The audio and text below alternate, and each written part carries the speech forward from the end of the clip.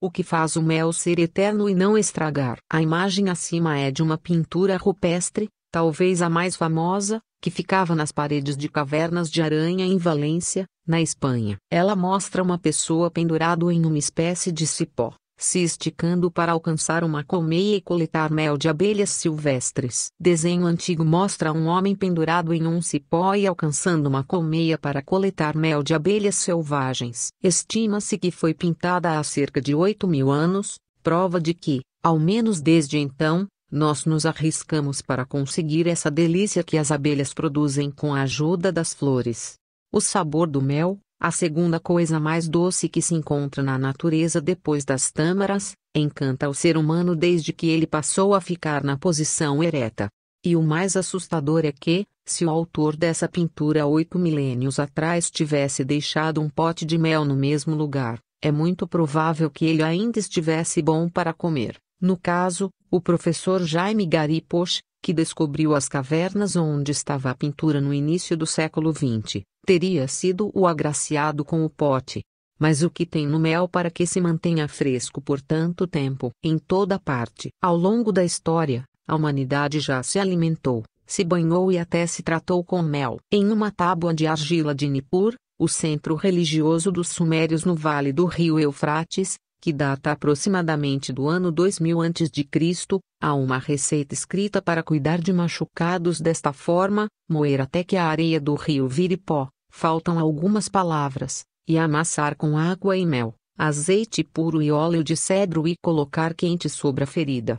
No Antigo Testamento, a terra de Israel é chamada a terra que corre leite e mel. Depois, no Novo Testamento, conta-se que João Batista comia lagostas com mel silvestre. O grande guerreiro cartaginês Aníbal deu ao seu exército mel e vinagre quando cruzaram os Alpes em elefantes para lutar contra Roma. Ao longo da história, a humanidade já se alimentou, se banhou e até se tratou com mel. Para a medicina chinesa, o mel tem uma característica equilibrada, não é yin nem yang, e atua de acordo com os princípios do elemento terra, entrando no pulmão, no baço e nos canais intestinais, segundo textos antigos.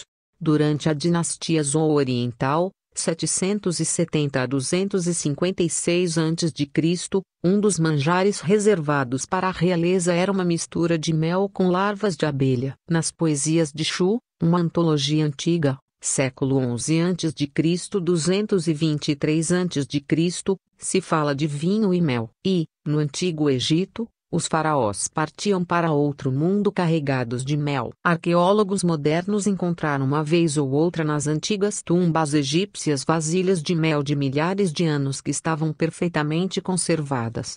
São poucos os alimentos que sobrevivem com o passar do tempo. As batatas dessecadas dos Incas são um exemplo, mas, diferentemente do mel, elas foram processadas. Se você encontra sal ou arroz seco em uma tumba antiga, no meio do nada, é provável que você consiga utilizá-los para preparar um prato sem problemas. Mas a diferença está aí: você precisará preparar algo. O mel guardado de maneira apropriada dura por um tempo indefinido, e, se você encontra um pote em uma tumba no meio do nada, supostamente pode se lambuzar com ele.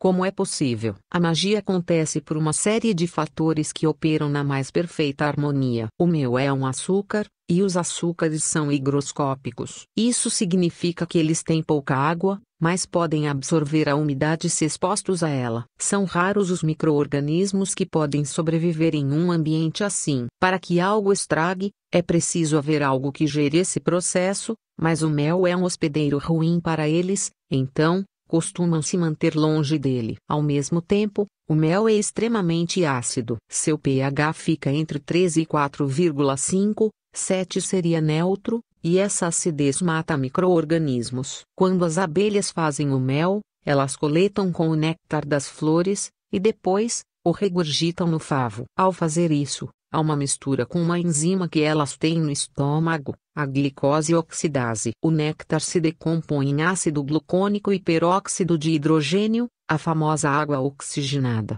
muitas vezes usada para limpar feridas por matar bactérias e que protege o mel de coisas que queiram crescer nele. Assim, esse tesouro dourado é eterno por ser extremamente doce e ácido. o que impede que qualquer bicho sobreviva. Além disso, tem um antisséptico natural. Fonte: BBC Brasil. Gostou do vídeo? Deixe seu like e comentário. Inscreva-se no canal.